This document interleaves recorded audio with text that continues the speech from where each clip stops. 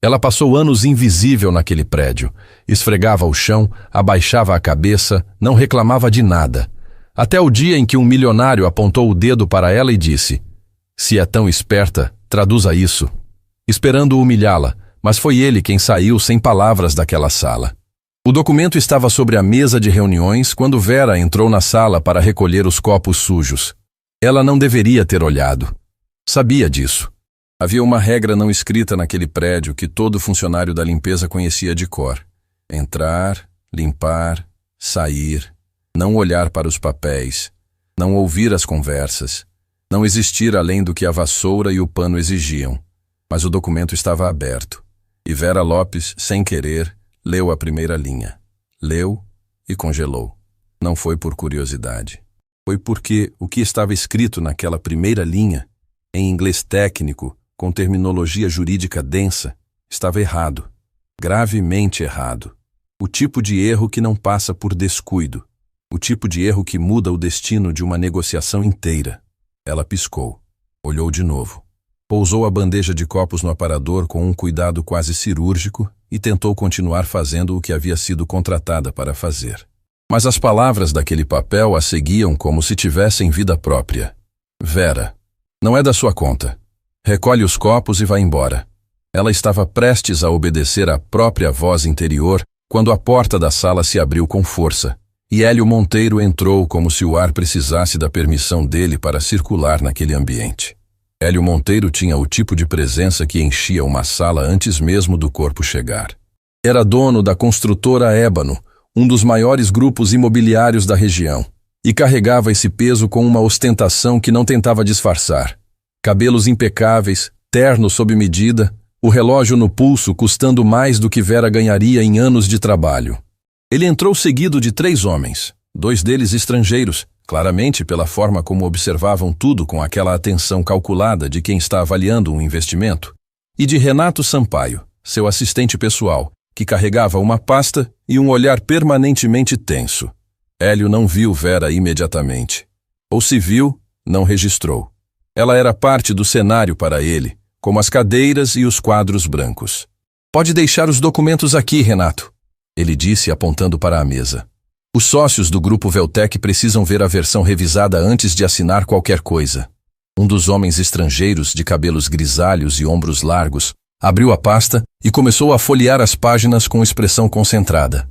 O outro, mais jovem, falava em voz baixa em inglês com o terceiro, trocando impressões que Renato fingia entender acenando a cabeça. Foi então que Hélio virou e viu Vera. Ela estava de costas, recolhendo o último copo da bandeja lateral, tentando ser o mais invisível possível. Mas não foi invisível o suficiente. "Ei", ele disse. Não para ela, para Renato. "Quanto tempo essa mulher vai ficar aqui?" Vera sentiu o pescoço queimar. Não se virou. "Ela está terminando, Dr. Hélio." Renato respondeu, levemente desconfortável. "Pois que termine logo. Tenho uma reunião de 50 milhões de reais acontecendo aqui, e não preciso de distrações." Distração. A palavra pousou nas costas de Vera como um peso que ela já conhecia bem. Não era a primeira vez, não seria a última. Ela pegou a bandeja, endireitou o corpo e caminhou em direção à saída com passos firmes e silenciosos. Mas então aconteceu o que não deveria ter acontecido. O pé dela tocou a perna da cadeira. A bandeja desequilibrou. Um dos copos escorregou e caiu. Não quebrou. Era plástico. Mas o barulho foi alto o suficiente para fazer todos na sala se virarem ao mesmo tempo. O silêncio que se seguiu durou apenas 2 segundos. Mas nesses 2 segundos, Hélio Monteiro olhou para Vera com uma expressão que ela nunca esqueceria. Não era raiva. Era algo pior. Era o olhar de quem olha para algo que não tem valor e que, de alguma forma, ainda assim conseguiu atrapalhar. "Incrível", ele disse em voz baixa, sacudindo a cabeça. "Simplesmente incrível." "Me desculpe", Vera disse, agachando para pegar o copo. A voz saiu firme. Ela estava orgulhosa disso. "Cuidado com o que toca aí", ele continuou, agora com um tom que subia de volume de propósito, consciente de que os sócios estrangeiros estavam observando. "Esses documentos representam uma negociação que você não conseguiria entender nem se tentasse a vida toda." Vera recolheu o copo. Levantou. Olhou para ele por exatamente um segundo. Apenas um, controlado, sem desafio, sem submissão, e voltou a caminhar para a saída. Espera. A voz de Hélio a parou como se fosse uma parede. Ela se virou devagar. Ele estava olhando para ela com aquela expressão que as pessoas usam quando querem fazer um espetáculo e precisam de um alvo. Os sócios do grupo Veltec observavam. Renato olhava para o chão. E Hélio Monteiro apontou para o documento aberto sobre a mesa.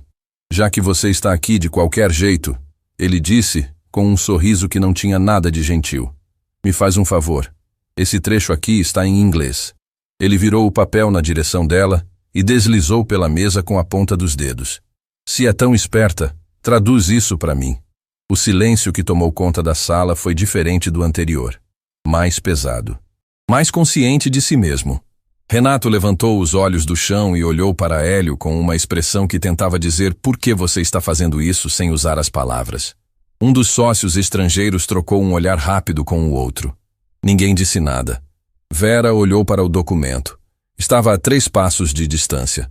As letras eram visíveis dali onde ela estava. Ela conhecia cada uma delas.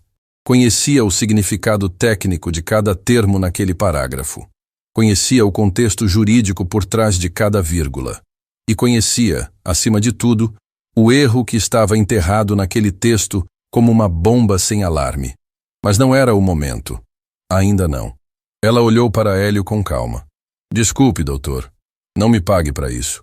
E saiu da sala. O corredor estava vazio quando Vera encostou as costas na parede, fechou os olhos por 3 segundos exatos e respirou fundo. O coração martelava, mas a respiração ela controlava. Havia aprendido isso anos atrás, que quando o mundo tenta te fazer perder o controle, a respiração é o único território que pertence só a você. Sônia, sua colega de turno, apareceu na curva do corredor empurrando o carrinho de limpeza. Era uma mulher de cabelos curtos e olhar sempre atento, que trabalhava na construtora Ébano há mais tempo que Vera e conhecia cada canto daquele prédio, incluindo os que era melhor evitar. Ouvi a voz dele lá de fora, Sônia disse, parando o carrinho e baixando o tom automaticamente. Foi feio? Foi o de sempre, Vera respondeu abrindo os olhos. Vera. Sônia olhou com aquela franqueza direta que era sua marca. Um dia você vai ter que parar de aguentar calada. Hoje não é esse dia. Quando vai ser? Vera não respondeu. Pegou a bandeja, endireitou os ombros e continuou pelo corredor. Mas lá dentro, algo havia mudado. Pequeno, quase imperceptível, como uma rachadura num muro que parece insignificante até que a chuva entra. Naquela noite, Vera chegou em casa quando a rua já estava quieta. O apartamento era pequeno, mas cada centímetro dele tinha sido conquistado com trabalho. A estante ao lado da janela estava cheia de livros, muitos deles em outros idiomas, as lombadas gastas de tanto uso. Sobre a mesa, a foto de um homem de olhos claros e sorriso tranquilo, numa moldura simples, Dirceu. O marido que havia partido alguns anos atrás e que ainda habitava cada canto daquela casa de uma forma que não cabia em palavras. Vera pousou a bolsa, aqueceu o que havia sobrado do almoço e sentou à mesa com o prato na frente e os pensamentos em outro lugar. As palavras do documento continuavam com ela. A tradução errada. O erro na cláusula que Hélio Monteiro estava prestes a assinar sem saber, ou sem querer saber. Ela sabia o que aquele erro significava.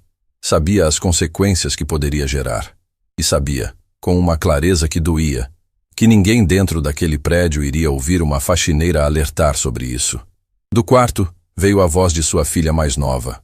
Mãe, você chegou? Cheguei, Clarice. Vera respondeu. E apesar de tudo, o cansaço na voz se misturou com algo mais suave ao pronunciar aquele nome. Clarice apareceu na soleira do quarto com o cabelo preso e os olhos semicerrados de quem estava estudando há horas. Tinha o sorriso da mãe e a teimosia do pai. Uma combinação que Vera considerava, ao mesmo tempo, sua maior alegria e seu maior desafio. Você está bem? Clarice perguntou, examinando o rosto da mãe com aquela percepção aguçada que sempre desconcertava Vera. Estou, ela disse. Come alguma coisa e vai dormir. Amanhã você tem prova.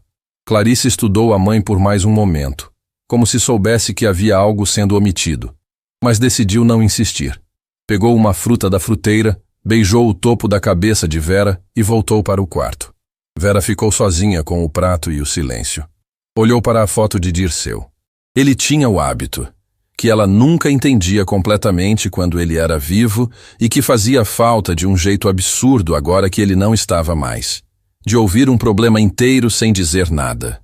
Ficava ali, com aquele olhar tranquilo, ouvindo cada palavra.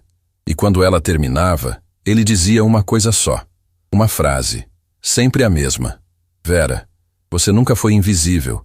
São os outros que fecham os olhos. Ela respirou fundo. Abriu a gaveta da mesa, tirou um caderno e começou a anotar, de memória, palavra por palavra, o trecho do documento que havia lido naquela sala. Não sabia ainda o que faria com aquilo, mas sabia que não podia simplesmente fechar os olhos. Na manhã seguinte, a construtora Ébano acordou no ritmo de sempre. Os executivos chegavam com seus cafés e seus celulares. As secretárias abriam os computadores. Os estagiários circulavam pelos corredores com aquela pressa ansiosa de quem ainda precisa provar alguma coisa. E Vera Lopes chegou às 6:30. Como sempre, trocou de roupa no vestiário do subsolo, pegou o carrinho e começou o turno. Ela estava limpando o corredor do 5º andar quando ouviu as vozes. A sala de reuniões estava com a porta entreaberta. Hélio Monteiro e Renato Sampaio discutiam em voz baixa, mas o corredor era longo e silencioso. E as palavras chegavam com clareza suficiente para Vera entender o que estava sendo dito. A assinatura está marcada para a semana que vem, Renato dizia, com aquele tom de quem está passando informação e tentando não emitir opinião. Os representantes do grupo Veltec confirmaram. Perfeito, Hélio respondeu. Já passou da hora de fechar isso. Quanto mais rápido assinarmos, menos tempo eles têm para reconsiderar. Doutor Hélio, Renato hesitou. Devo solicitar uma revisão jurídica adicional antes da assinatura? Só para garantir? Não. A resposta de Hélio foi imediata e não deixou espaço para continuação. Já revisamos. Já gastamos tempo e dinheiro com isso. Eu confio no que está naquele contrato. Assino semana que vem e acabou. Vera parou de limpar. Ficou imóvel no corredor, o pano na mão, olhando para a parede à frente. Ela sabia o que estava naquele contrato. Sabia o que estava errado. E sabia que se Hélio Monteiro assinasse sem que ninguém alertasse, as consequências cairiam sobre ele como um impacto. Mas não só sobre ele. Cairiam sobre os trabalhadores da obra que dependiam da construtora. Sobre os fornecedores que tinham família para sustentar. Sobre pessoas que não tinham nenhuma culpa pelo orgulho de um homem que não conseguia ouvir quem estava abaixo dele. Não é da sua conta, Vera, mas era. Mesmo que não devesse ser. Era. Ela empurrou o carrinho até o fim do corredor, dobrou a esquina e parou diante da porta da sala de documentação, o lugar onde ela arquivava, organizava e catalogava os papéis que ninguém mais queria tocar. Entrou. Fechou a porta. Sentou-se na cadeira pequena diante da mesa de trabalho, abriu o caderno onde havia anotado o trecho do documento na noite anterior e ficou olhando para aquelas palavras por um longo tempo.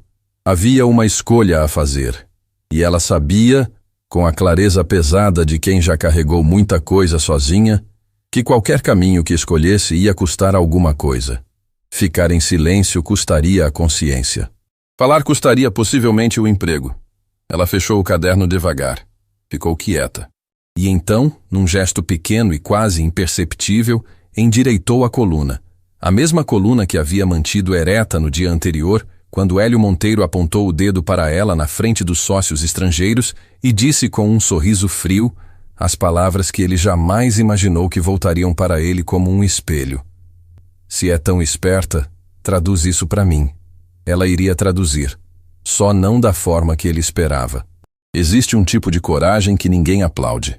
Não é a coragem dos filmes, aquela que vem acompanhada de música dramática e olhares admirados.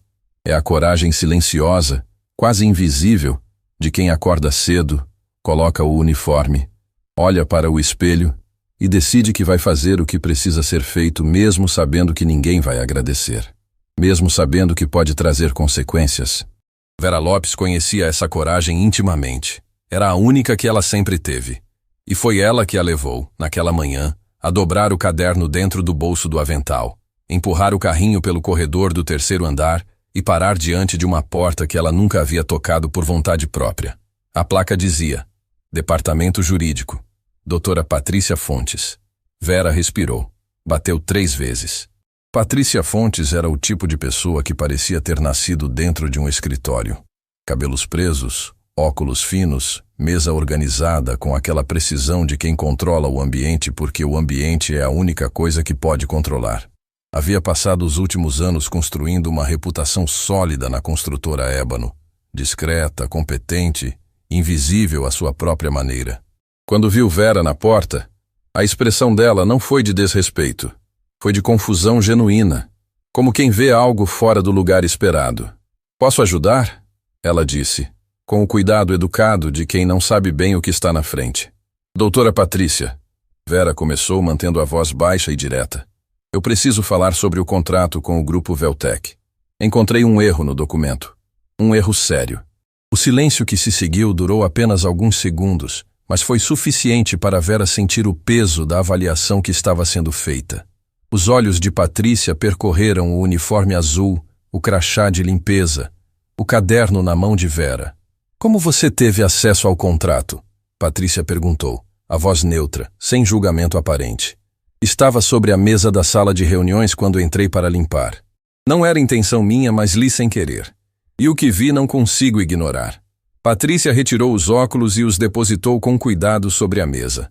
Cruzou as mãos na frente do corpo. Vera, certo? Ela disse. Olha, eu entendo que talvez você tenha visto algo que pareceu estranho, mas contratos internacionais têm uma linguagem muito específica. Terminologia técnica. Estrutura jurídica complexa. É fácil interpretar errado sem ter a formação necessária para... A cláusula de limitação de responsabilidade está invertida, Vera disse. Simples. Sem hesitação.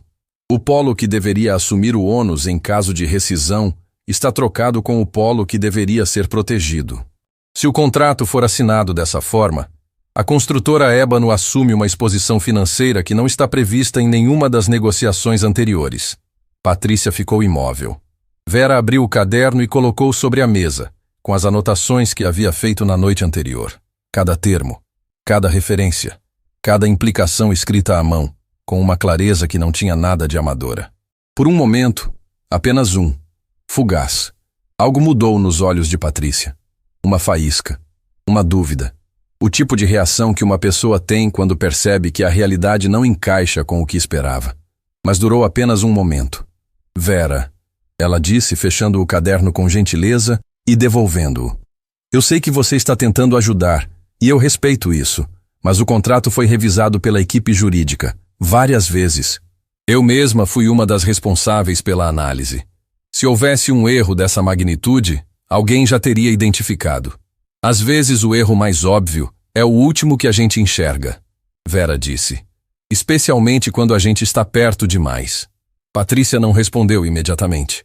Havia algo naquelas palavras que ficou flutuando no ar entre as duas mulheres por um instante a mais do que o confortável. Eu vou considerar o que você disse, Patrícia falou por fim, o tom voltando para aquela cortesia educada e distante que encerra conversas sem precisar fechar uma porta na cara de ninguém. Pode deixar comigo. Vera reconheceu aquele tom. Era o mesmo que as pessoas usam quando querem dizer obrigada, mas não sem precisar dizer essas palavras. Ela pegou o caderno, endireitou o corpo e saiu. O refeitório do subsolo estava quase vazio naquele horário intermediário, suspenso entre o almoço e a tarde, quando Vera entrou com o prato na bandeja e o pensamento em outro lugar.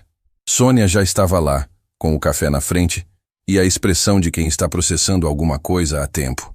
E então? Sônia perguntou assim que Vera sentou. Fez o que estava pensando em fazer? Tentei. Tentou. Sônia repetiu a palavra com o peso exato que ela merecia. Como foi?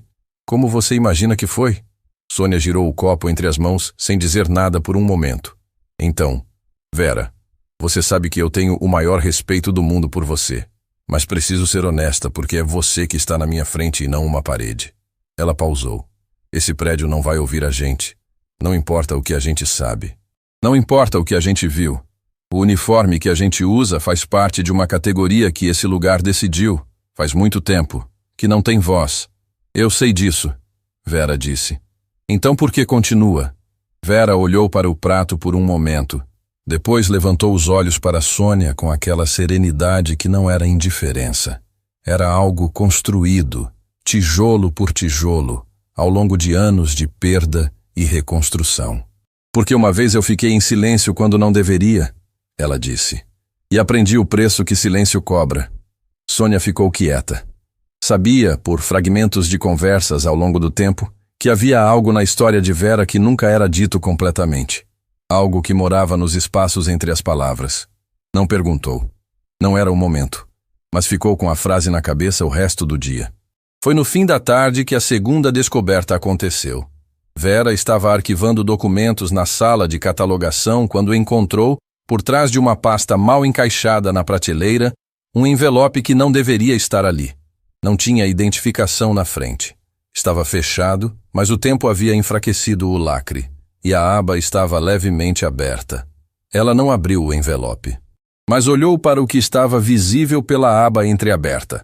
Apenas uma linha, o suficiente para que o nome impresso naquele papel causasse algo que ela não esperava sentir. Grupo Veltec. Comunicado interno confidencial. Vera ficou imóvel por um longo instante. Depois, com o cuidado de quem sabe que cada movimento tem consequência, ela colocou o envelope exatamente como havia encontrado, fechou a pasta e a devolveu à prateleira. Saiu da sala, fechou a porta, ficou parada no corredor, a mão ainda na maçaneta, com aquela linha impressa na memória como tinta indelével. Comunicado interno confidencial.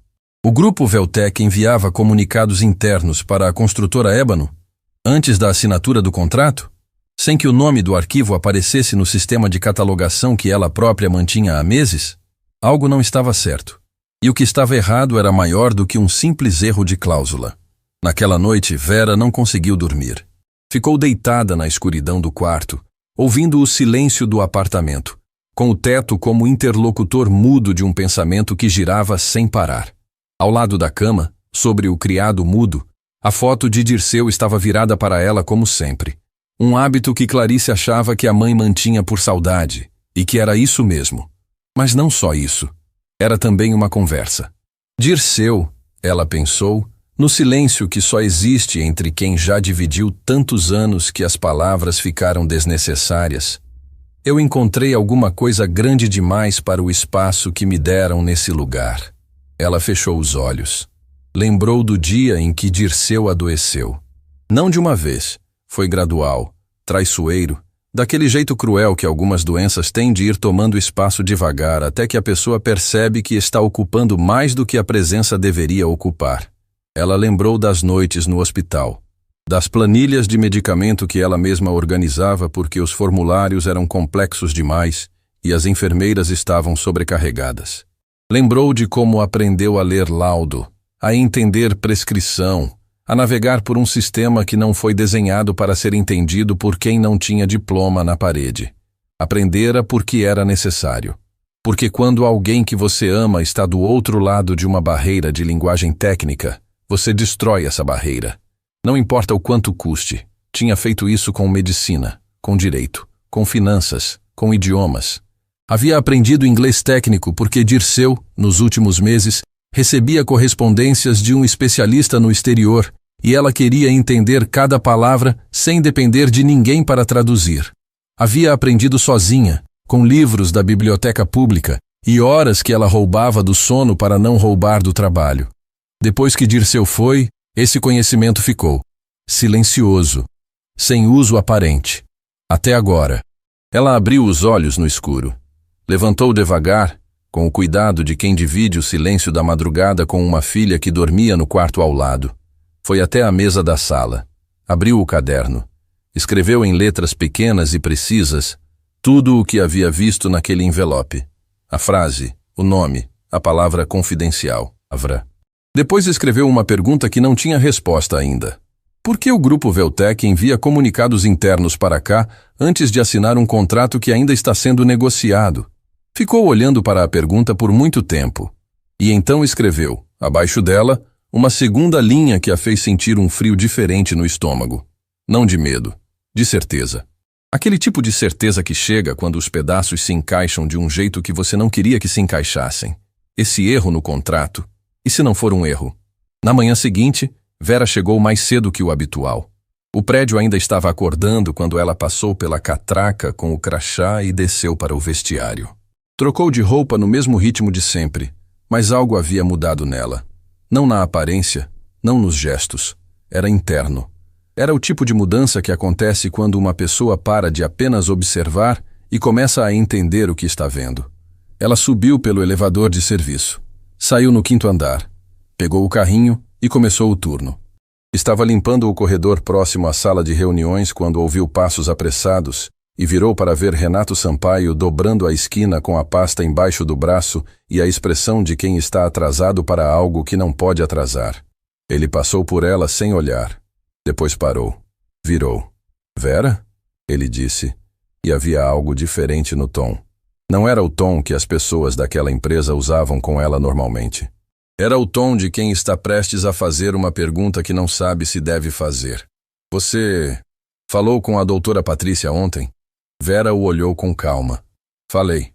Renato olhou para os dois lados do corredor, instintivamente, como quem verifica se há testemunhas. O que você disse a ela? Disse o que precisava ser dito. Ele fechou os lábios por um instante, apertou a pasta contra o corpo. É Vera, ele falou baixando a voz. Você precisa entender uma coisa. Esse contrato é muito importante para o Dr. Hélio. Muito. E quando alguma coisa é importante demais para ele, qualquer pessoa que interfira, ele não terminou a frase. Não precisou. Você está me avisando? Ela perguntou, a voz tranquila. Renato desviou o olhar.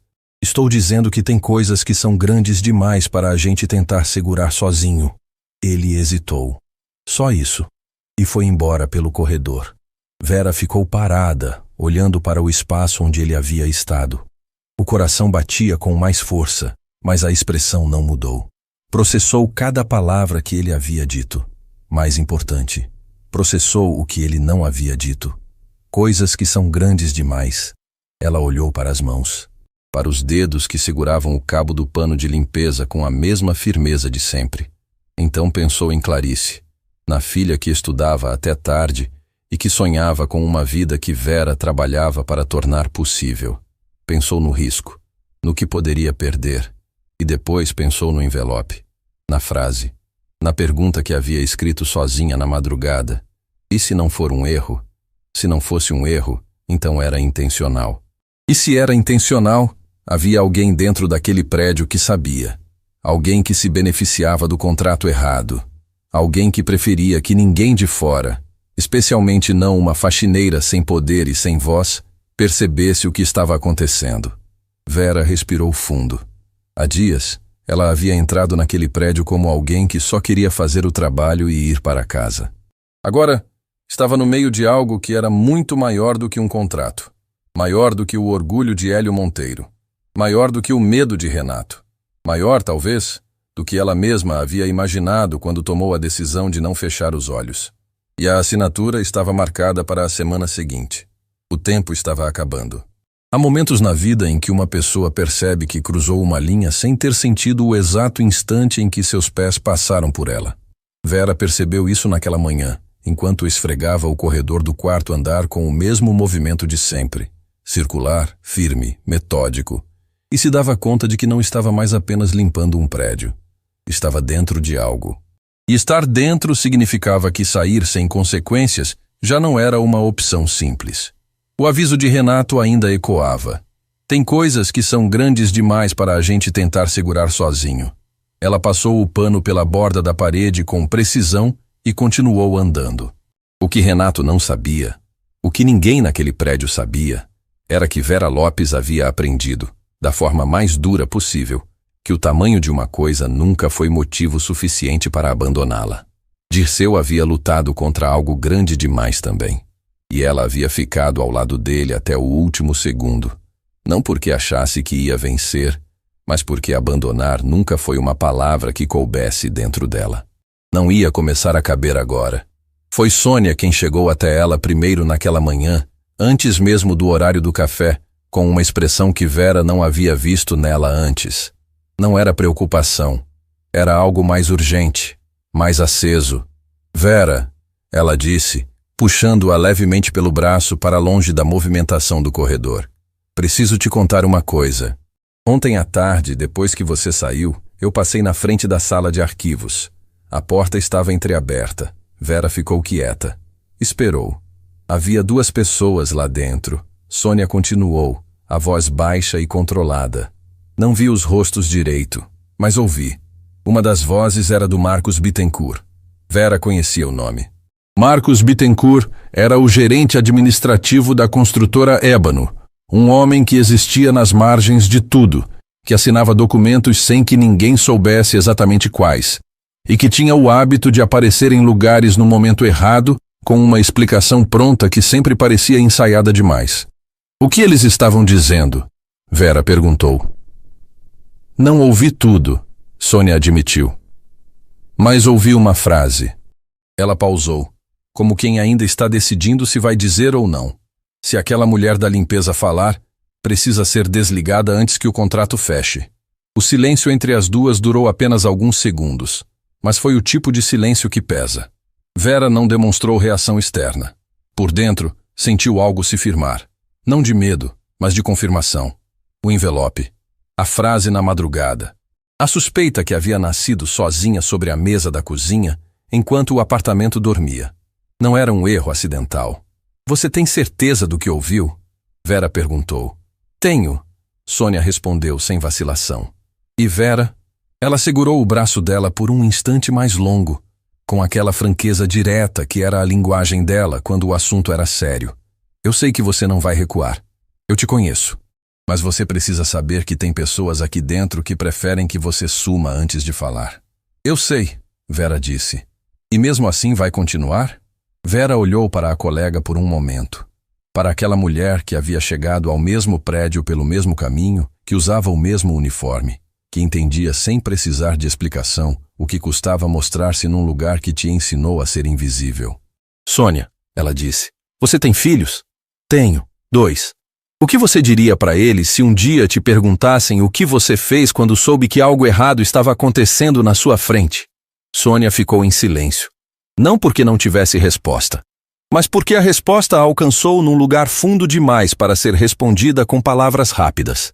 Vera endireitou o carrinho e continuou pelo corredor.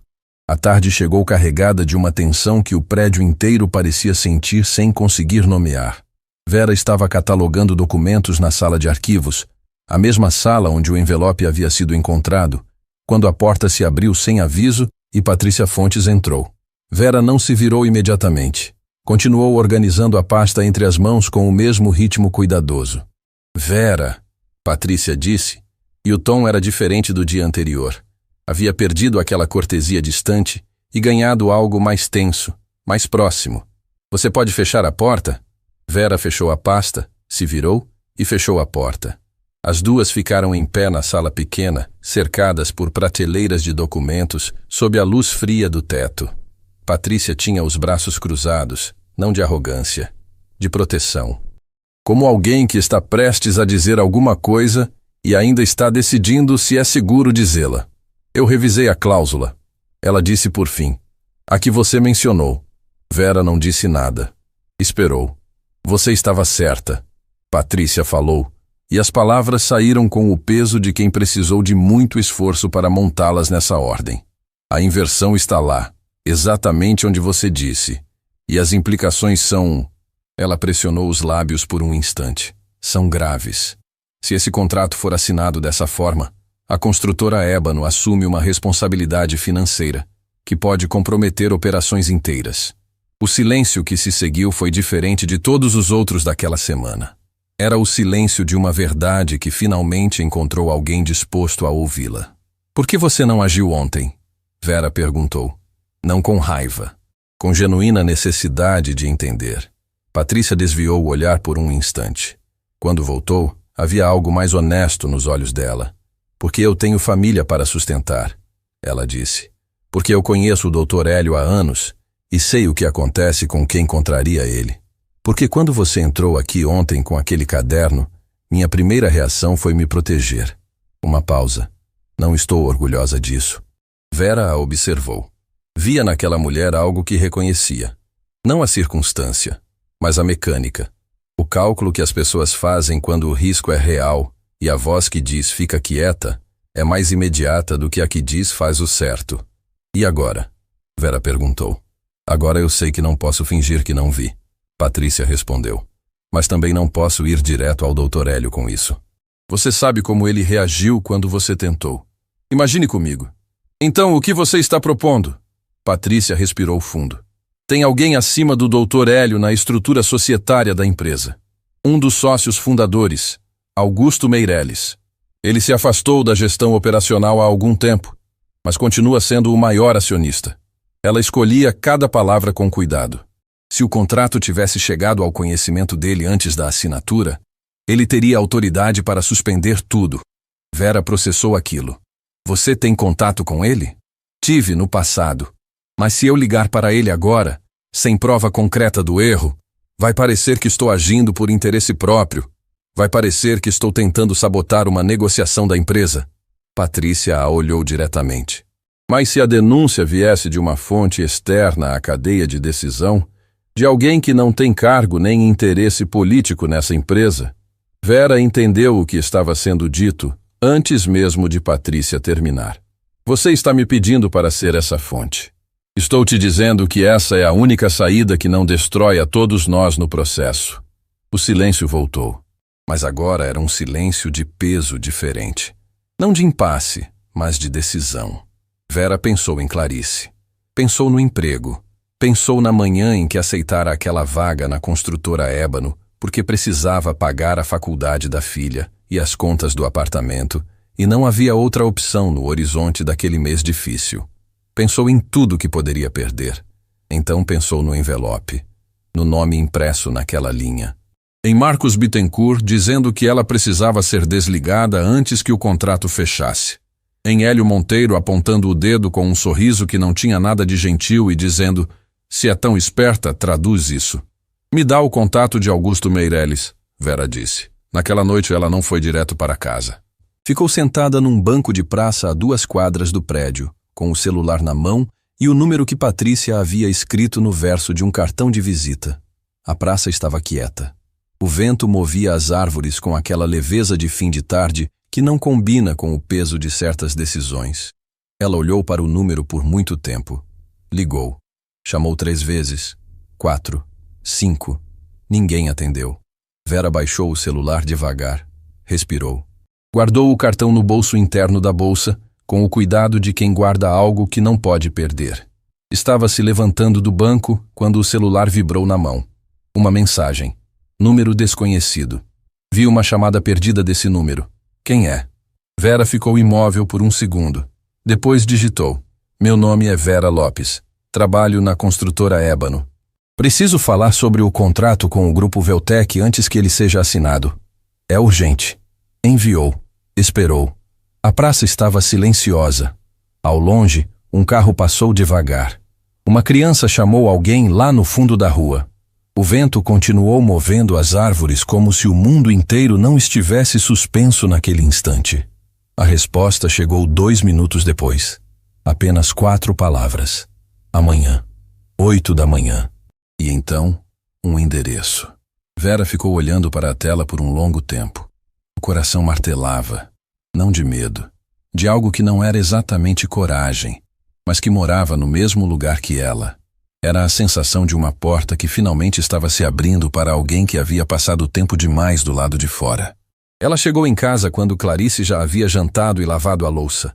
Um daqueles gestos silenciosos que a filha fazia quando percebia que a mãe ia chegar cansada e que palavras não seriam necessárias. Vera entrou, pousou a bolsa e ficou parada na soleira da cozinha olhando para a filha que lia sentada à mesa com aquela concentração absoluta de quem ainda acredita que cada página lida é um degrau a mais. Clarice levantou os olhos. Ficou quieta por um momento, lendo o rosto da mãe com aquela percepção que às vezes assustava Vera, porque era a mesma percepção de Dirceu, a mesma capacidade de ver o que estava entre as palavras. Mãe, ela disse devagar, você está bem? Estou, Vera respondeu. E desta vez não era só palavras, era verdade. Aconteceu alguma coisa no trabalho? Vera foi até a mesa. Sentou-se na cadeira ao lado da filha. Ficou em silêncio por um instante, olhando para as mãos pousadas sobre a mesa.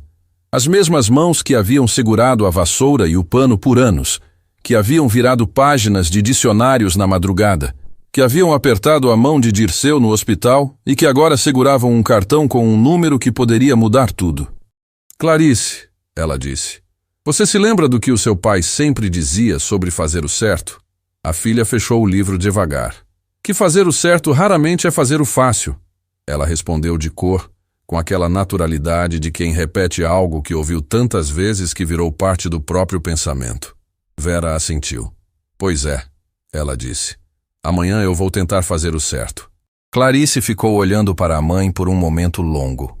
Havia perguntas no rosto dela. Várias, empilhadas.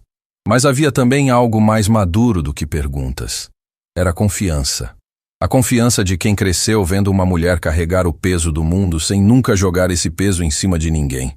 Então vai dar certo, Clarice disse simplesmente. Vera sentiu aquilo pousar no peito como uma mão gentil. Levantou. Beijou a testa da filha. Foi até o quarto. Ficou de pé diante da foto de Dirceu no criado mudo. Aquele sorriso tranquilo que nunca precisou de legenda. Amanhã, ela disse em voz baixa, para aquele sorriso imóvel que ainda assim respondia. Eu vou traduzir. Não o documento. Não as palavras técnicas de um contrato fraudulento. Ia traduzir tudo o que havia sido feito para ficar em silêncio. Tudo que foi ensinado a ser invisível. Cada manhã de uniforme e cabeça baixa que não representava derrota, mas estratégia. Cada livro lido na madrugada por amor. Cada humilhação engolida não por fraqueza, mas porque o momento certo ainda não havia chegado. O momento estava chegando, e Vera Lopes, pela primeira vez em muito tempo, dormiu sem a sensação de que o mundo estava pesando no peito. Porque agora era ela quem segurava o peso. E ia fazer algo com ele. O endereço que Augusto Meireles havia enviado não era um escritório, era uma padaria. Vera conferiu o número na fachada 2 vezes antes de entrar. Um lugar simples, de esquina, com mesas de madeira escura e o cheiro de pão quente dominando o ar, como se aquele ambiente tivesse sido construído especificamente para fazer as pessoas baixarem a guarda. Havia poucos clientes naquele horário. Uma senhora lendo jornal num canto. 2 rapazes conversando perto do balcão. E ao fundo, numa mesa encostada à parede, um homem de cabelos completamente brancos e ombros levemente curvados que levantou os olhos assim que ela entrou. Não precisou de apresentação. Augusto Meireles tinha o tipo de rosto que carrega histórias. Não era a elegância ostentada de Hélio Monteiro. Era algo diferente, mais quieto, mais real. Os olhos claros observavam com atenção genuína, sem o cálculo que Vera havia aprendido a identificar nos rostos de quem avalia antes de respeitar. Ele se levantou quando ela se aproximou. Estendeu a mão. Vera Lopes, ele disse, como quem confirma algo que já sabia. Senhor Meireles, ela respondeu, apertando a mão com firmeza. Augusto, ele corrigiu, com simplicidade. Senta. Ela contou tudo.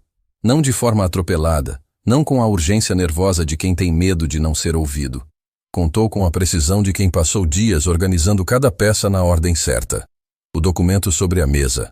A cláusula invertida. O envelope confidencial do grupo Veltec que não deveria existir naquela sala de arquivos. A reação de Patrícia. O aviso velado de Renato. A frase que Sônia havia ouvido de Marcos Bittencourt. Augusto ouviu tudo sem interromper uma única vez. Quando ela terminou, ele ficou em silêncio por um momento que pareceu longo demais. Girava devagar a xícara de café entre os dedos, os olhos fixos na mesa, como quem está reorganizando internamente um quebra-cabeça cujas peças acabaram de mudar de lugar. Quanto tempo você trabalha na Ébano? Ele perguntou por fim. Alguns meses. E antes disso? Outras empresas. Sempre na área de limpeza e conservação. Augusto assentiu devagar. Havia algo no olhar dele que Vera não conseguia nomear completamente. Não era dúvida. Era algo mais parecido com reconhecimento. Vera, ele disse pousando a xícara. O que vou te contar agora não sai dessa mesa. Não ainda, você entende? Ela assentiu. Ele respirou fundo. Esse contrato com o Grupo Veltec não é uma negociação comum. Eu sei disso porque fui eu quem iniciou as conversas, há bastante tempo. Mas em determinado momento, sem que eu fosse consultado, o processo saiu das minhas mãos e passou inteiramente para o controle do Hélio. Uma pausa. Quando tentei retomar o acompanhamento, fui informado de que tudo estava encaminhado e que minha participação não era mais necessária. Afastaram o senhor da própria negociação, Vera disse. Com muita cortesia, ele respondeu, com um sorriso que não tinha alegria.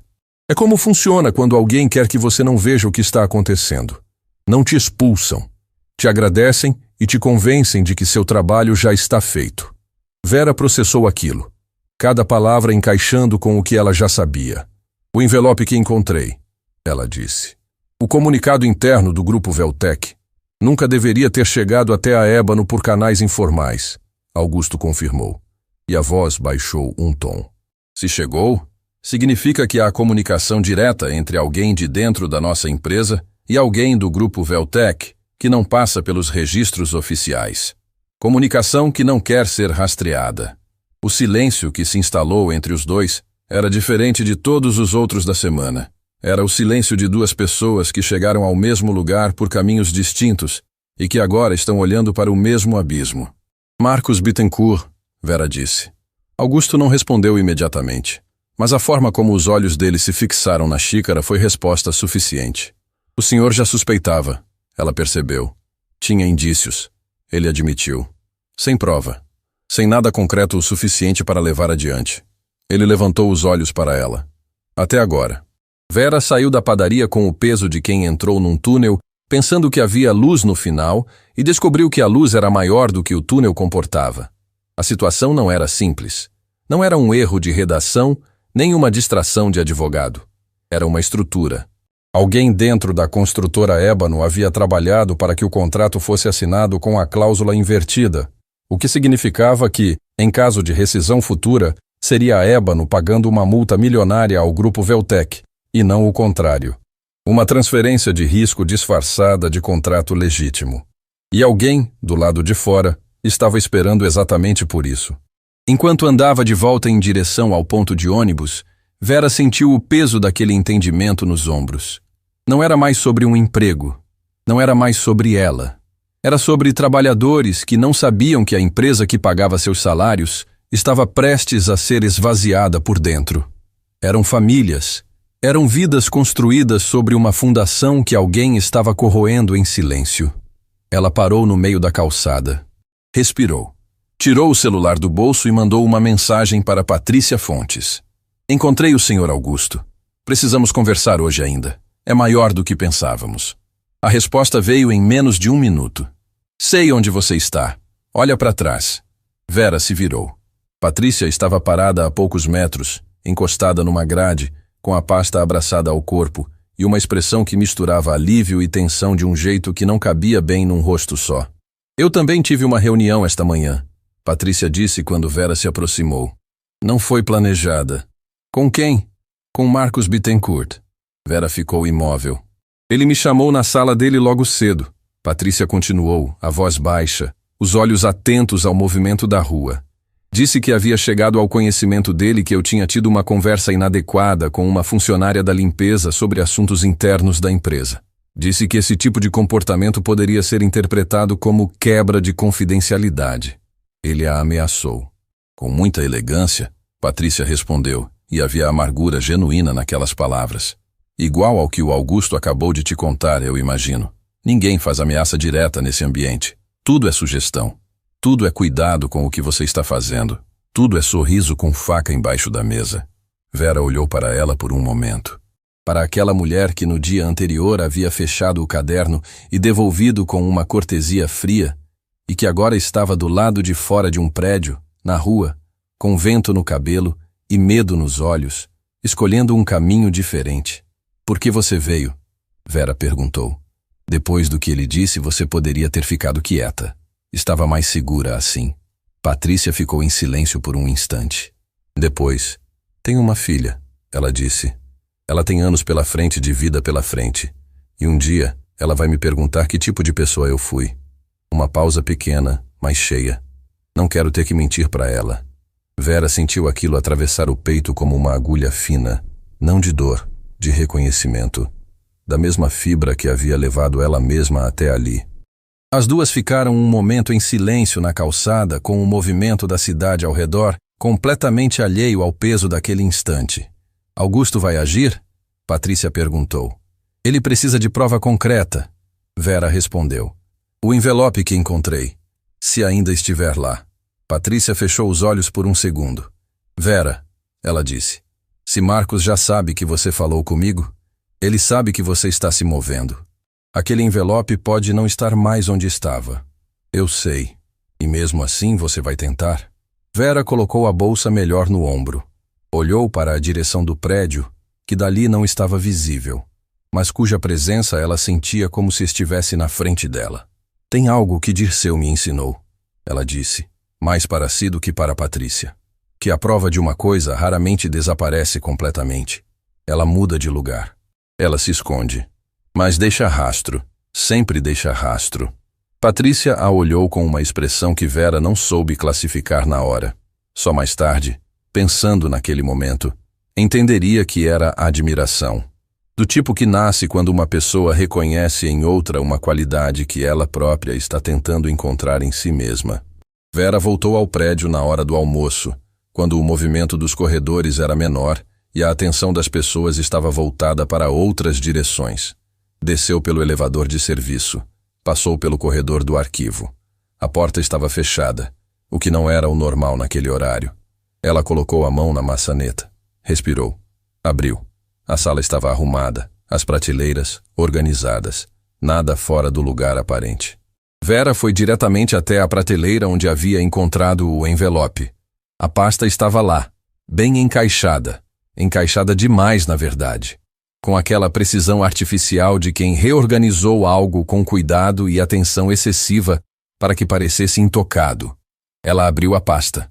O envelope havia sumido, mas havia algo que quem o retirou não havia percebido, ou não havia dado importância suficiente. Na parte interna da pasta, levemente marcada pela pressão do envelope que ficara ali por tempo demais, havia uma impressão quase invisível, como a sombra de algo que existiu. Vera inclinou a pasta em direção à luz. Letras. Parciais. O tipo de marca que o papel deixa quando fica muito tempo pressionado contra outro papel. Ela não tinha como ler tudo, mas leu o suficiente. 2 palavras. Um sobrenome. E quando processou o que estava vendo, sentiu o chão se mover sob os pés de um jeito que não tinha nada de metafórico. Porque o sobrenome impresso naquela marca não era de Marcos Bittencourt. Não era de ninguém do grupo Veltec. Era um sobrenome que ela conhecia, que todos naquele prédio conheciam, que estava gravado na fachada do próprio edifício, onde ela havia passado meses limpando o chão, sem que ninguém jamais imaginasse que ela estava, sem querer, guardando cada detalhe. Era o sobrenome de Hélio Monteiro. Existem descobertas que mudam o que você sabe, e existem descobertas que mudam quem você é. Vera ficou parada naquela sala de arquivos por um tempo que não soube medir, com a pasta inclinada em direção à luz e aquelas 2 palavras impressas em sombra sobre o papel interno, parciais, desgastadas, mas inconfundíveis. O sobrenome de Hélio Monteiro. Ali. Num comunicado confidencial enviado pelo grupo Veltec antes da assinatura de um contrato que ele mesmo estava conduzindo. A primeira reação não foi raiva. Não foi medo. Foi aquela clareza fria e absoluta que só chega quando os pedaços de um quebra-cabeça finalmente se encaixam e a imagem que aparece é pior do que qualquer coisa que a imaginação havia construído. Hélio Monteiro não estava sendo enganado pelo grupo Veltec. Ele era parte do engano. Vera fechou a pasta devagar. Colocou-a de volta na prateleira com o mesmo cuidado de sempre. Nem de mais, nem de menos. Saiu da sala. Fechou a porta. E caminhou pelo corredor com o passo uniforme de quem está carregando algo explosivo e sabe que não pode deixar aparecer. Ela mandou mensagem para Augusto Meirelles ainda no corredor, com o celular semi-escondido entre a palma da mão e o cabo do carrinho de limpeza. Preciso falar com urgência. O que encontrei muda tudo. A resposta veio antes que ela chegasse ao elevador de serviço. Estou disponível. Mesmo lugar. 1 hora. Vera olhou para o relógio na parede do corredor. Tinha 50 minutos até o fim do turno da manhã. 50 minutos para continuar fazendo o trabalho como se nada houvesse mudado. Como se o chão que ela esfregava não estivesse rachando por baixo de todos que pisavam nele sem saber. Ela empurrou o carrinho até o fim do corredor e limpou cada centímetro, com a mesma precisão de sempre. Porque era isso que ela fazia. Não importava o que estava acontecendo por dentro. O trabalho era o trabalho. A dignidade não escolhia a hora para existir. Foi Sônia quem a encontrou antes que o turno terminasse. Não no corredor, não no refeitório. No vestiário, onde as duas trocavam de roupa ao fim de cada manhã, com o silêncio confortável de quem já não precisa de pretexto para estar no mesmo espaço. Sônia estava sentada no banco comprido, as mãos cruzadas no colo, esperando. Vera entrou e soube imediatamente que não era uma espera casual. Aconteceu alguma coisa, Vera disse. Não era pergunta. Marcos Bittencourt chamou Renato na sala dele essa manhã. Sônia disse, a voz baixa, os olhos atentos à porta. Fiquei perto o suficiente para ouvir o começo. Renato saiu de lá 15 minutos depois com uma cara que eu nunca tinha visto nele. Fui atrás. E? Ele não quis falar no início. Mas eu conheço o Renato faz tempo. Tem uns limites que ele não consegue cruzar sem que o corpo entregue. Sônia pausou. Vera, eles sabem que você foi ao arquivo hoje. Tem câmera na entrada da sala. Câmera que não estava lá na semana passada. O silêncio que se instalou entre as duas durou apenas alguns segundos. Mas foi suficiente para Vera recalcular cada movimento que havia feito naquela manhã. Eles instalaram depois que eu encontrei o envelope, ela disse. Isso é o que parece. O que mais Renato disse? Sônia respirou fundo. Que o Dr. Hélio quer falar com você, hoje, no final do expediente. Vera sentiu aquilo pousar sobre os ombros com o peso de uma sentença. Não de medo, de inevitabilidade. Era o tipo de convocação que não vinha com rota de fuga. Ou você aparecia e enfrentava, ou não aparecia e entregava tudo o que havia construído até ali. Sônia, ela disse sentando-se ao lado da colega. O que vou te contar agora precisa ficar entre a gente por algumas horas. Só algumas horas. Depois, pode contar para quem quiser. Sônia assentiu sem hesitação. Vera contou. O encontro com Augusto, a conversa com Patrícia, o envelope que havia sumido, a marca no papel, o sobrenome. Sônia ouviu tudo sem piscar. Quando Vera terminou, ela ficou em silêncio por um momento longo, com os olhos fixos num ponto do chão que não existia, processando cada camada daquilo. Ele está destruindo a própria empresa, Sônia disse por fim, a voz saindo quase como um sussurro. De dentro para fora, Vera confirmou. Com contrato fraudulento, a Ébano assume uma dívida que não tem como pagar em caso de rescisão. E rescisão é exatamente o que vai acontecer, porque alguém vai provocar. Quando a empresa não puder cumprir, tudo desmorona. Obras param. Contratos são encerrados. E Hélio sai ileso porque já moveu o que precisava mover antes do colapso. Sônia fechou os olhos por um instante. Os trabalhadores das obras, ela disse. Centenas deles, Vera respondeu. O silêncio que veio depois era diferente de todos os outros. Era o silêncio de quem finalmente entendeu por que aquela luta nunca foi pequena. Porque nunca foi apenas sobre um documento sobre uma mesa. Porque uma mulher de uniforme, num corredor que ninguém olhava, havia sido colocada naquele lugar naquele momento exato. Sônia abriu os olhos. E havia algo neles que Vera reconheceu imediatamente. Porque era o mesmo que havia aparecido nela própria dias atrás quando decidiu não fechar os olhos. O que você precisa de mim? Sônia perguntou. Augusto Meirelles ouviu tudo mais uma vez. Desta vez, sem a xícara de café, sem movimento algum.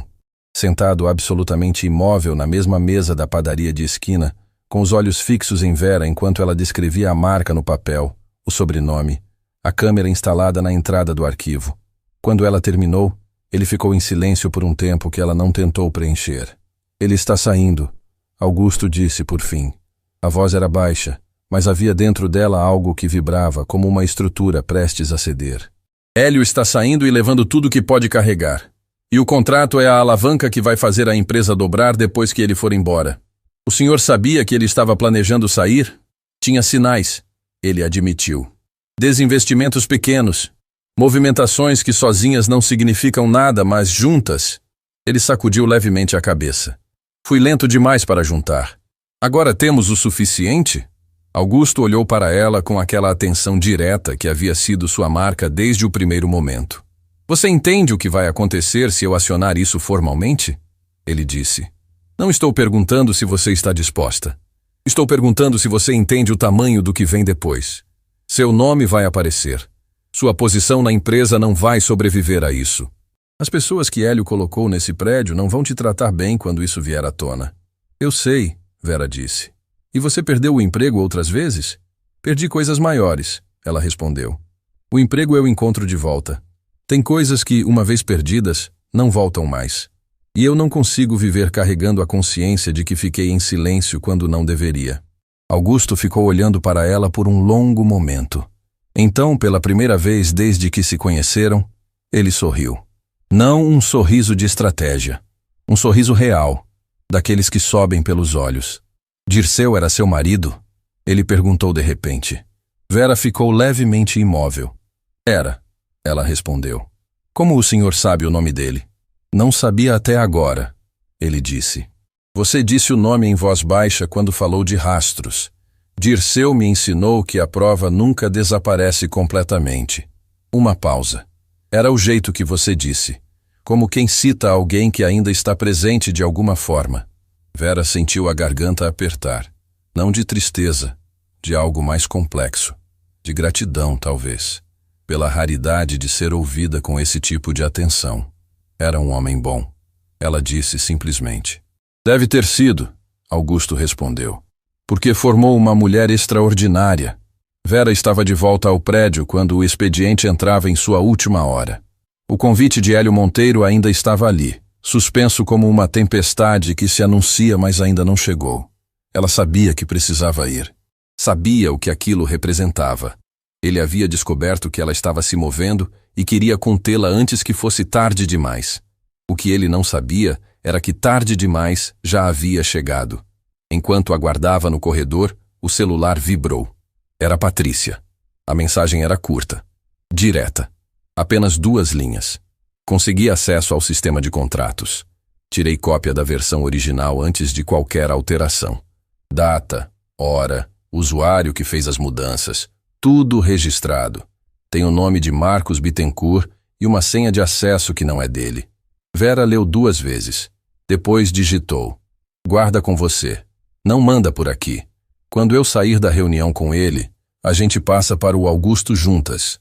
Patrícia respondeu com uma palavra só. Estarei aqui. Vera subiu para o andar da diretoria às 5:02. A secretária de Hélio, uma moça de olhar tenso que provavelmente passara o dia inteiro sendo termômetro do humor do chefe, indicou a porta com um gesto rápido e desviou o olhar. Vera bateu. Pode entrar. A sala de Hélio Monteiro era exatamente o que ela esperava.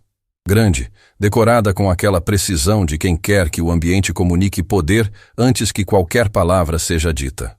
Mesa larga, janelas do chão ao teto, vista para a cidade lá embaixo. Ele estava de pé perto da janela, braços cruzados. O sorriso que usava como arma estava ausente desta vez. No lugar dele, havia algo mais controlado, mais calculado. O rosto de quem está prestes a encerrar um problema de forma eficiente. Renato estava ao canto da sala, imóvel, com a pasta e aquele olhar de quem preferia estar em qualquer outro lugar do planeta. Vera, Hélio disse, e o nome saiu como se fosse uma peça de xadrez sendo movida. Obrigado por vir. Ela entrou. Ficou de pé. Não havia sido convidada para sentar. Eu vou ser direto. Ele continuou, caminhando devagar em direção à mesa. Sem pressa, sem urgência. Chegou ao meu conhecimento que você tem tido conversas sobre assuntos internos desta empresa com pessoas que não têm nenhuma competência para tratar dessas questões. Isso inclui funcionários de outros departamentos e possivelmente pessoas de fora do nosso quadro. Vera não respondeu. Esperou. Esse tipo de comportamento, além de ser uma violação grave das políticas internas, ele abriu uma gaveta, retirou um papel e deslizou pela mesa em direção a ela. Pode ter consequências sérias para quem o pratica. O papel era um aviso formal, com o nome dela, com a data, com o espaço para assinatura na parte de baixo. Vera olhou para o papel. Depois olhou para ele. E fez algo que Hélio Monteiro claramente não esperava. Sorriu. Não um sorriso de provocação. Não de desafio. Era o sorriso de quem chegou ao momento exato para o qual havia se preparado sem saber que estava se preparando, durante anos, madrugada após madrugada, perda após perda, livro após livro. Doutor Hélio, ela disse, a voz serena, clara, sem tremor. O senhor se lembra do que me disse naquela sala de reuniões? Ele franziu levemente o senho. Não esperava essa abertura. Me disse para traduzir. Ela continuou. Apontou um documento em inglês e disse, na frente dos seus sócios, que se eu fosse tão esperta, eu traduziria. Hélio ficou imóvel. Pois bem, Vera disse. Eu traduzi. Ela colocou a bolsa sobre a mesa. Abriu com calma. Tirou o caderno. O mesmo caderno de capa simples que havia percorrido cada etapa daquela semana. E o abriu na página onde havia anotado, naquela primeira noite, cada palavra do trecho do contrato. Depois, palavra por palavra, com a precisão de quem conhece cada implicação técnica e jurídica do que está dizendo, ela começou a traduzir, não o documento. A situação inteira. O silêncio dentro da sala de Hélio Monteiro tinha textura. Era denso, carregado, do tipo que acontece quando uma pessoa começa a falar e outra percebe, ainda nas primeiras palavras, que o chão está cedendo sob seus próprios pés. Renato Sampaio estava imóvel ao canto, a pasta presa entre os braços contra o peito como se fosse um escudo. Hélio permanecia atrás da mesa, a expressão inicial de controle começando a mostrar as primeiras fissuras. Pequenas, quase invisíveis, mas Vera sabia exatamente o que procurar. Ela havia passado anos observando pessoas que não a olhavam de volta. Aprendera a ler o que elas revelavam quando achavam que ninguém estava vendo. A cláusula 8, parágrafo 2º, ela disse, abrindo o caderno na página certa com a calma de quem está num ambiente completamente sob seu controle. Estabelece em inglês técnico que o polo denominado Primary Contractor assume integral responsabilidade financeira em caso de rescisão unilateral. O senhor assinou a versão onde a construtora Ébano foi designada como Primary Contractor. E o que deveria acontecer, segundo todas as negociações anteriores registradas, era o oposto. Hélio abriu a boca. Essa é uma interpretação. Não é interpretação. Vera continuou sem alterar o tom. É tradução. O senhor mesmo pediu. Uma pausa de 2 segundos. Exata. Se é tão esperta, traduz isso. Estou traduzindo. O rosto de Hélio endureceu. Renato desviou o olhar para o chão. Além disso, Vera virou uma página. Há comunicação direta entre um representante desta empresa e o grupo Veltec, que não passa por nenhum canal oficial de registro. Essa comunicação chegou fisicamente ao arquivo desta empresa em envelope sem identificação, e o documento interno revelava instruções sobre como a cláusula deveria ser redigida para favorecer o grupo Veltec em detrimento da Ébano. Você não tem prova de nada disso, Hélio disse. A voz estava baixa agora. Não de mansidão, de contenção. Como alguém que está segurando algo que não pode deixar escapar. Tenho, Vera respondeu. E foi nesse momento que a porta da sala se abriu. Marcos Bittencourt entrou sem bater. Era o tipo de homem que não batia em portas. Não por grosseria, mas porque havia passado tempo suficiente em posições onde as portas se abriam antes que sua mão chegasse nelas. Cabelos curtos, ombros largos, olhar que avaliava qualquer ambiente em segundos e já chegava calculando saídas. Quando viu Vera, parou. Não esperava ela ali. Isso ficou evidente na fração de segundo em que o controle do rosto dele escorregou antes de ser recolocado no lugar. Doutor Hélio, ele disse, ignorando Vera completamente. Precisamos conversar em particular. Marcos, Hélio disse, e havia um aviso comprimido naquela única palavra. Em particular. Bittencourt repetiu agora com ênfase, os olhos passando brevemente por Vera com a frieza de quem olha para um problema que ainda está tentando dimensionar. O senhor pode ficar, Vera disse, olhando para Bittencourt com aquela serenidade que havia se tornado ao longo daquela semana, sua forma mais precisa de comunicação. O que tenho a dizer é relevante para os dois. Bittencourt virou o rosto lentamente na direção dela. Havia algo naquele olhar. Não raiva aberta, mas aquela frieza calculada de quem está decidindo em tempo real qual é a melhor resposta para uma variável inesperada. Quem você pensa que é? Ele disse devagar em voz baixa. Para falar dessa forma dentro deste escritório, sou a mulher que encontrou o envelope. Vera respondeu. O silêncio que veio depois foi diferente de todos os outros. Foi o silêncio de uma confissão que ninguém fez em voz alta, mas que todos na sala ouviram com clareza absoluta. Bittencourt não respondeu imediatamente, mas o corpo dele mudou. Uma tensão mínima nos ombros, uma rigidez sutil no maxilar, pequena o suficiente para que alguém desatento não percebesse. Grande o suficiente para que Vera registrasse cada detalhe. Foi então que Renato Sampaio, do canto da sala onde havia ficado imóvel desde o início, soltou a pasta. Não jogou, não atirou. Simplesmente abriu os braços e deixou ela cair. E o barulho seco que o objeto fez ao tocar o chão funcionou como uma pontuação. O som de algo que não podia mais ser sustentado. Todos se viraram para ele. Renato estava olhando para Hélio, não com raiva, com algo muito mais complexo e muito mais honesto do que raiva.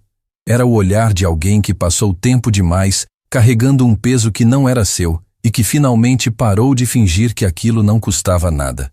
Renato, Hélio disse, e o nome saiu como uma ordem. Eu sabia, Renato disse. A voz estava firme, surpreendentemente firme.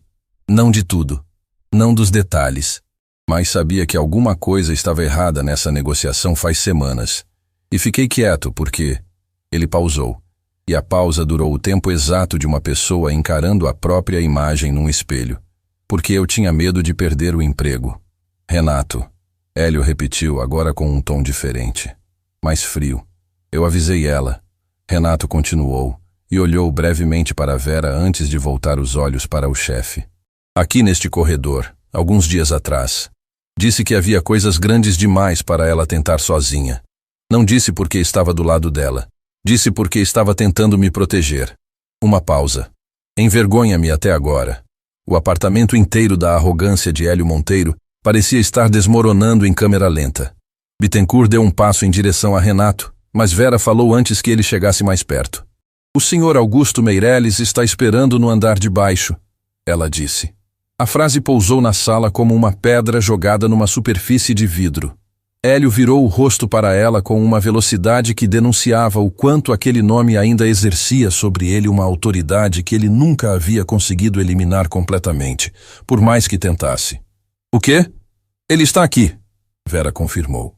E tem em mãos a cópia digital do contrato com o registro completo das alterações.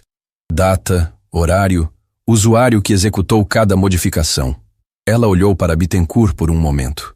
Com uma senha de acesso que não pertence ao usuário que a utilizou.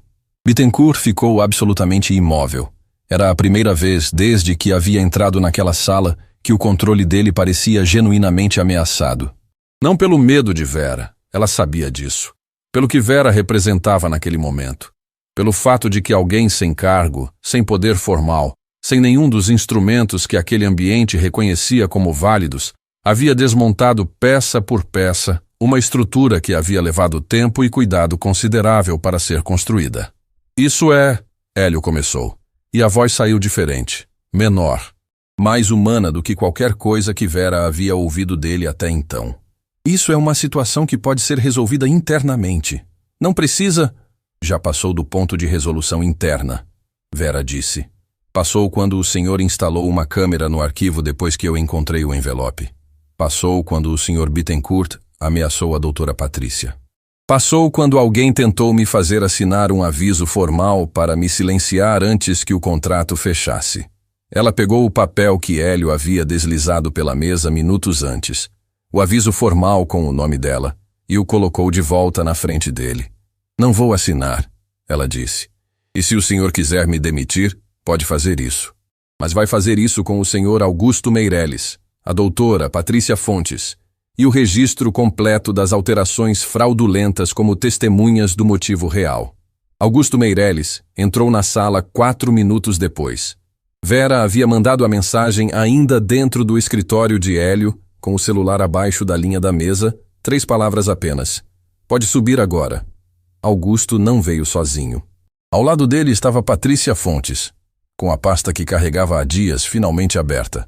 Os documentos organizados sobre o braço com a precisão de quem passou uma carreira inteira preparando argumentos para momentos exatamente como aquele. Quando Hélio viu Augusto entrar pela porta, algo aconteceu no rosto dele que Vera não esperava ver. Não era raiva. Não era desafio.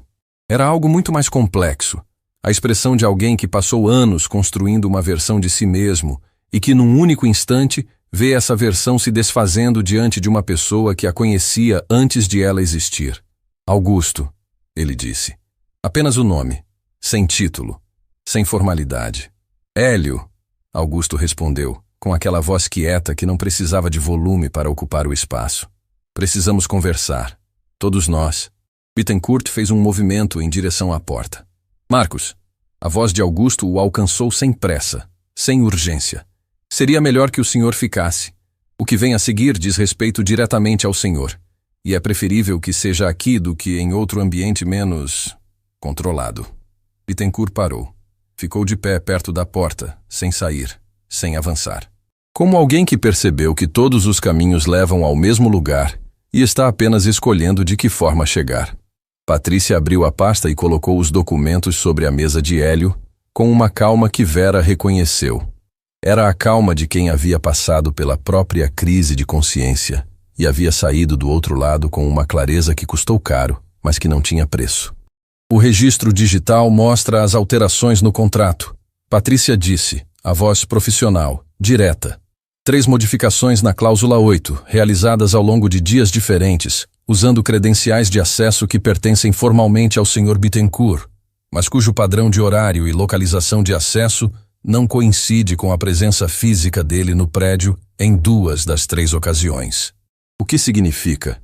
Augusto completou, olhando para Hélio com aquela serenidade pesada de quem está falando não com raiva, mas com a tristeza sólida de alguém que foi traído por alguém que conhecia, que alguém utilizou as credenciais do Sr. Bittencourt de fora do prédio, com acesso remoto que precisaria ter sido autorizado por alguém com nível de permissão superior.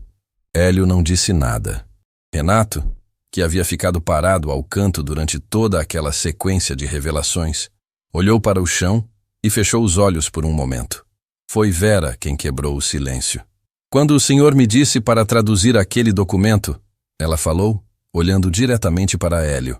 O senhor estava me humilhando. Estava usando o que eu não deveria ser para diminuir o que eu sou. Ela pausou. Mas eu traduzi. Traduzi o contrato. Traduzi o envelope. Traduzi cada movimento que o senhor fez achando que ninguém estava olhando. Outra pausa, mais curta. O problema de tratar pessoas como invisíveis é que invisível não significa cego. Hélio Monteiro ficou olhando para ela por um longo momento. E pela primeira vez desde que Vera havia entrado naquele prédio meses atrás, o homem que ocupava aquela sala enorme com a certeza absoluta de quem manda em tudo, não tinha absolutamente nada para dizer. Augusto se virou para Patrícia. Pode acionar o departamento jurídico externo, ele disse. E notificar o grupo Veltec que o contrato está suspenso até segunda ordem. Patrícia assentiu e saiu da sala. Bittencourt, que havia ficado imóvel perto da porta durante toda aquela cena, abriu a boca finalmente. Eu quero falar com um advogado, ele disse. Essa é uma decisão muito sensata. Augusto respondeu sem ironia. O senhor vai precisar de um bom. Vera saiu da sala de Hélio Monteiro às 6h18. O corredor estava silencioso. A maioria dos funcionários já havia encerrado o expediente. As luzes do fim do corredor estavam parcialmente apagadas, e havia algo naquele ambiente meio vazio que contrastava de forma estranha com o peso de tudo que havia acontecido dentro daquela sala. Ela caminhou devagar até o elevador de serviço. Entrou. Apertou o botão do subsolo, e quando as portas se fecharam e ela ficou sozinha naquele espaço pequeno e quieto, fez algo que havia segurado durante dias inteiros. Encostou as costas na parede do elevador, fechou os olhos e deixou as lágrimas descerem. Não de tristeza, não de alívio, Era aquele tipo de choro que não tem nome exato. O que acontece quando uma pessoa carregou tanto, por tanto tempo, com tanta determinação, que o corpo finalmente decide que pode parar de fingir que não é humano. Ela chorou por Dirceu, pelo tempo que não voltava, pelas madrugadas com o dicionário e o coração partido, pelas manhãs de uniforme e cabeça baixa que não eram derrota, nunca foram derrota, mas que custavam de um jeito que ninguém via. Quando as portas do elevador se abriram no subsolo, ela endireitou a coluna, enxugou o rosto com o dorso da mão e caminhou até o vestiário para trocar de roupa e ir para casa. Algumas vitórias não chegam com barulho. Não tem aplausos, nem discurso, nem o tipo de encerramento que os filmes ensinaram a esperar. Chegam quietas, quase sem avisar, como a manhã que nasce depois de uma noite que parecia não ter fim. E é justamente por isso que pesam tanto, porque quem as viveu sabe o preço exato de cada segundo que as antecedeu. Vera Lopes acordou na manhã seguinte ao confronto com o mesmo despertador de sempre. Levantou, fez café. Ficou de pé na janela da cozinha com a xícara entre as mãos, olhando para a rua que começava a acordar lá embaixo, e respirou o tipo de ar que só existe quando algo que estava errado dentro do peito finalmente volta para o lugar certo. Clarice apareceu na porta da cozinha com o cabelo desarrumado e os olhos ainda pesados de sono. — Você não foi trabalhar? Ela perguntou, a voz rouca da manhã. — Ainda não, Vera respondeu. — Vem cá. Clarice foi. Sentou-se ao lado da mãe na mesa pequena de sempre, com a luz da manhã entrando pela janela do jeito que entrava desde que as duas moravam ali. E Vera contou. Tudo. Do documento sobre a mesa à cláusula invertida, do envelope ao sobrenome no papel, de Augusto à sala de Hélio, do aviso de demissão ao momento em que as portas do elevador se fecharam e ela finalmente chorou sozinha. Clarice ouviu sem interromper uma única vez. Quando Vera terminou, a filha ficou em silêncio por um momento. Depois, sem dizer nada, se levantou, caminhou até a mãe e a abraçou. Não o abraço rápido de quem está com pressa, mas o abraço demorado, de quem entendeu o peso de algo que não estava ao alcance das palavras. Vera fechou os olhos dentro daquele abraço. Pensou em Dirceu, no quanto ele teria gostado de ver aquele momento. Ele estaria orgulhoso. Clarice disse em voz baixa, como se tivesse lido o pensamento da mãe. Você sabe que estaria. Vera não respondeu. Não precisava. Semanas depois, as consequências começaram a tomar forma. Marcos Bittencourt foi afastado de suas funções na construtora Ébano no dia seguinte ao confronto, enquanto as investigações internas, conduzidas por auditores externos contratados por Augusto Meirelles, avançavam com uma velocidade que surpreendeu até quem estava do lado de dentro. O rastro digital que Patrícia havia preservado era preciso e devastador. 3 alterações no contrato, 2 acessos remotos fora do horário comercial, uma trilha de comunicações paralelas que ligava Bittencourt diretamente a um representante do grupo Veltec, que descobriu-se depois tinha interesse financeiro pessoal no colapso da Ébano. O contrato com o grupo Veltec foi suspenso formalmente. Os representantes internacionais, ao receberem a notificação oficial assinada por Augusto, não contestaram. A velocidade com que recuaram disse mais do que qualquer argumento jurídico poderia dizer. Hélio Monteiro não foi ao prédio nos dias que se seguiram. Quando voltou, foi para uma reunião de conselho que durou horas e da qual saiu sem o cargo que havia ocupado com tanto ruído por tanto tempo. Não houve escândalo público.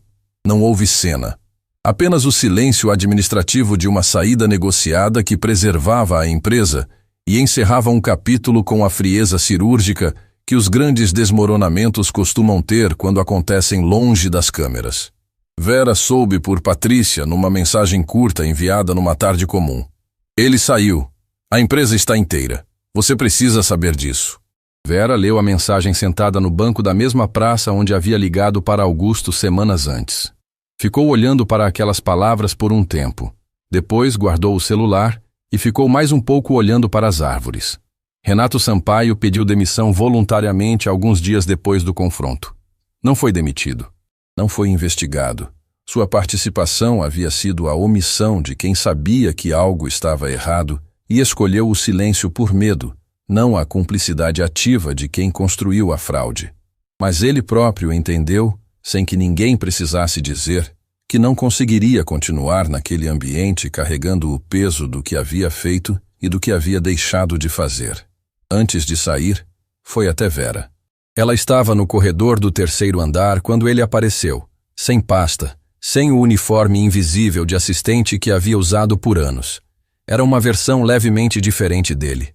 Os ombros um pouco menos tensos, o olhar um pouco mais direto. Quero te pedir desculpas, ele disse sem rodeio. Não pelo que fiz, pelo que deixei de fazer quando deveria ter feito.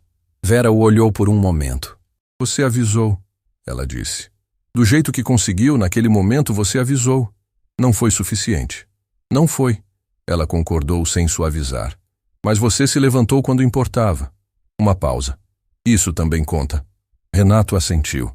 Havia algo nos olhos dele que Vera reconheceu. Não alívio, não absolvição, mas o início de algo. O tipo de começo que só é possível quando uma pessoa para de fingir que o peso que carrega não existe. Ele estendeu a mão. Ela apertou e foi embora pelo corredor com o passo de quem está indo em direção a algo, não fugindo de algo. Uma diferença pequena por fora, enorme por dentro. Foi Sônia quem encontrou Vera no vestiário na manhã em que Augusto Meirelles pediu para falar com ela formalmente. Você sabe o que ele vai propor? Sônia perguntou, com aquela franqueza direta que era sua linguagem natural. Tenho uma ideia, Vera respondeu, trocando de roupa com o mesmo ritmo de sempre. E você vai aceitar? Vera parou por um instante. Olhou para o uniforme que estava tirando, o azul desgastado nas bordas, o crachá com a função impressa em letras pequenas que ninguém lia de perto porque ninguém olhava de perto para quem o usava. Sônia, ela disse, dobrando o uniforme com cuidado antes de guardá-lo. Você já pensou que às vezes a vida te coloca exatamente onde você precisa estar para fazer o que só você poderia fazer? Sônia ficou quieta por um momento. Tô pensando nisso agora, ela respondeu. As duas se olharam, e no espaço entre elas, sem que nenhuma palavra fosse dita, havia o entendimento completo de duas mulheres que haviam percorrido corredores que não foram feitos para elas, e que, ainda assim, tinham deixado sua marca em cada superfície que tocaram. Sônia abriu os braços. Vera aceitou o abraço sem resistência. O abraço sólido, real, da amizade que nasce quando duas pessoas enfrentaram algo juntas e sobreviveram. Vai fundo, Sônia disse. A sala de Augusto Meirelles era diferente da de Hélio Monteiro em tudo que importava. Não era menor, era mais simples, sem a decoração calculada para intimidar, sem os símbolos de poder distribuídos estrategicamente para que o visitante se sentisse menor ao entrar. Era apenas uma sala de trabalho, com livros, com papéis, com a janela aberta deixando entrar o barulho da cidade, como se o mundo lá fora fizesse parte da conversa. Augusto estava de pé quando Vera entrou. Senta, ele disse, e o convite era genuíno. Ela sentou. Ele também. Eu fiz algumas perguntas sobre você, ele disse, direto, sem preâmbulo. Conversei com pessoas das empresas onde você trabalhou antes. Sem que você soubesse. Peço desculpas pela abordagem, mas precisava entender com quem estava falando.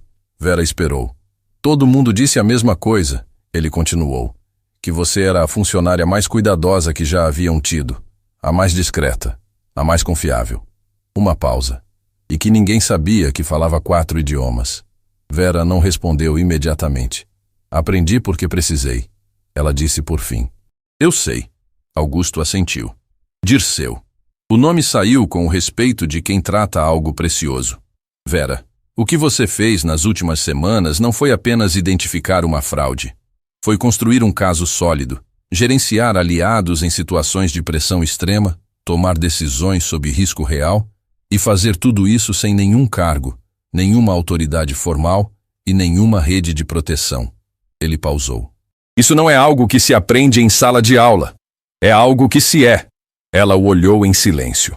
Estou reestruturando a área de conformidade e contratos da Ébano, ele disse. Preciso de alguém que entenda que documentos têm consequências reais para pessoas reais. Que não trate números como abstrações. Que saiba o que está em jogo quando uma cláusula é redigida de determinada forma. Ele a olhou diretamente. Preciso de você. Vera ficou em silêncio por um momento. Pensou nas madrugadas, nos dicionários, nas noites de hospital. em Clarice estudando à mesa enquanto ela pagava conta por conta com o que o uniforme permitia. Em cada corredor que havia percorrido com a cabeça baixa, não por fraqueza, mas porque havia aprendido que existem batalhas que se vencem por dentro antes de se vencer por fora. Pensou em Hélio Monteiro dizendo: se é tão esperta, traduz isso com o sorriso de quem acha que conhece os limites de uma pessoa ao olhar para a roupa que ela usa. E pensou em Dirceu, na voz que não ouvia mais, mas que ainda morava em algum lugar dentro dela com uma nitidez que o tempo não havia conseguido apagar. Vera, você nunca foi invisível. São os outros que fecham os olhos. Ela respirou fundo. Tenho uma condição, ela disse. Augusto levantou levemente as sobrancelhas. Sônia. Ela trabalha nesta empresa há mais tempo do que eu. Conhece cada canto deste prédio. Conhece cada pessoa. Tem um tipo de lealdade e percepção que não tem preço. Vera fez uma pausa. Ela precisa de uma função à altura do que ela é. Augusto ficou em silêncio por um momento. Depois assentiu, devagar, com o canto da boca levantando num sorriso que era de reconhecimento. Tudo bem, ele disse. Vera saiu do prédio naquela tarde pelo mesmo lugar de sempre. Pela entrada lateral, ao lado da catraca de serviço, que dava numa rua mais estreita onde o barulho da cidade chegava amortecido. Havia usado aquela saída centenas de vezes, com o carrinho, com o uniforme, com o cansaço de turno no corpo e os pensamentos do dia na cabeça. Desta vez saiu sem o carrinho, sem o uniforme, com a bolsa no ombro e o sol da tarde no rosto. Parou na calçada, respirou. Olhou para cima, para a fachada do prédio que havia aprendido a conhecer de um ângulo que poucos viam. Não da entrada principal, com o vidro e o nome iluminado, mas dos corredores internos, das salas esquecidas, dos detalhes que só aparecem para quem passa tempo suficiente olhando de perto. Tirou o celular. Abriu a conversa com Clarice e digitou apenas: hoje tem jantar especial. Escolhe o que você quiser. A resposta veio em segundos, com aquele entusiasmo jovem que nunca deixava de aquecer algo dentro dela. Sério? Mãe, o que aconteceu? Vera sorriu. Guardou o celular. Colocou o passo na direção do ponto de ônibus. E enquanto andava, pensou na lição que nenhuma sala de aula havia ensinado, que nenhum diploma havia conferido, que havia sido escrita não em papel, mas em cada escolha difícil, em cada madrugada roubada do sono, em cada vez que o mundo tentou convencê-la de que o tamanho de uma pessoa cabe na roupa que ela usa. A lição era simples, como todas as verdades que importam de verdade. Que dignidade não é o que te dão. É o que você decide não entregar, não importa o quanto peçam. Que conhecimento guardado em silêncio não perde valor. Espera, que as pessoas que te tratam como invisível não têm poder sobre o que você é, só sobre o que elas conseguem enxergar. E que, às vezes, o lugar mais poderoso de uma sala não é a cabeceira da mesa. É a porta pela qual alguém entrou carregando uma vassoura e saiu carregando a verdade.